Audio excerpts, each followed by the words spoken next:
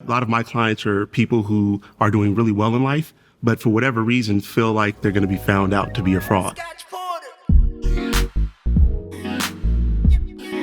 What's up, everybody? My name is Jason Rosario, and welcome to the Wellness Edit. And I'm excited to be joined by my good brother, Stevon Lewis. And we're going to be talking about one of my favorite topics today, which is imposter syndrome. Let's start by defining what we mean by imposter syndrome. A lot of my clients are people who are doing really well in life, but for whatever reason feel like they aren't deserving of it or aren't able to kind of attach to that success. So they feel like they're going to be found out to be a fraud. Mm-hmm. What are the characteristics? What are the attributes? What are the signals or the signs of imposter syndrome? The thing for me with imposter syndrome is that feeling is really enduring. It doesn't stop. And so that after we've achieved some success, these individuals still feel like they don't know what they're doing, that they don't belong, or that the success they've attained is kind of really due to luck. But where does that come from, right? Because oftentimes we hear about issues around mental health and depression coming and being rooted in childhood. Mm-hmm. Is it the same with imposter syndrome? Yes, so that's a really great question. A lot of what I've found in my work is that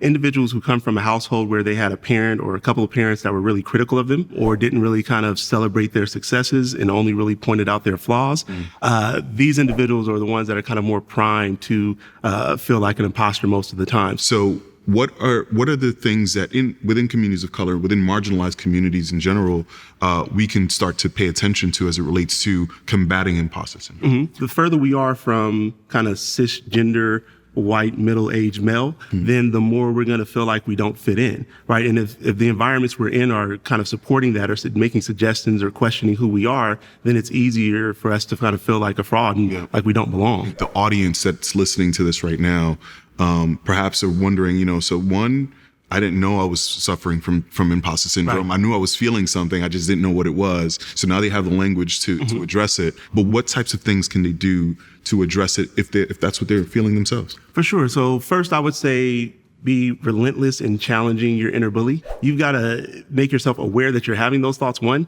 and then be relentless in challenging that stuff. So making the inner bully provide you with evidence to support the stuff it's saying about you, right? So if it's saying you don't know what you're doing in this job, you don't know what you're doing as an interviewer there, Jason, right? Like, well, then how did you get picked up for this job? How does it that you're doing this for a living? And so, questioning that stuff, like if that were true, if I really didn't know what I was doing, the society we live in, that doesn't They're last. Not handing things out, Right. And so, doing that, the acknowledgement journal, like I mentioned earlier, and I think also kind of attaching yourself to your successes. So, really saying that if I did this, then not trying to explain it away as luck or say that it was, somebody liked me and that's why I got the position. Yeah. I don't know.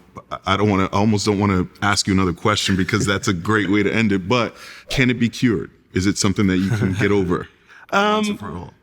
Cured, that's an absolute, and I gotta, my pet peeves about absolutes. So, cured, I don't know. What I do say is that you can decrease the severity, like the intensity and the frequency of those thoughts. So like it doesn't last as long when it does hit you, and they don't come as frequently because you're more assured of yourself. Stevon, thank you so much, man. This was an important conversation. I appreciate it, and I hope our audience does as well. And this is the Wellness Edit.